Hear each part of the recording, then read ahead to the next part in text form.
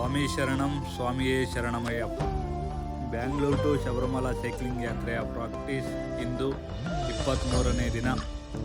ಇವತ್ತು ಏನಪ್ಪ ವಿಷಯ ಅಂತಂದರೆ, ನಾನು ಸ್ಟಾರ್ಟ್ ಮಾಡಿ ಪ್ರಾಕ್ಟೀಸ್ 23 ದಿನ ಆಯಿತು. ಆದರೂ ಫಾಲೋವರ್ಸ್ ಎಲ್ಲ ಅಷ್ಟೇ ಇದ್ದಾರೆ, ಯಾರು ಫಾಲೋ ಮಾಡ್ತಿಲ್ಲ.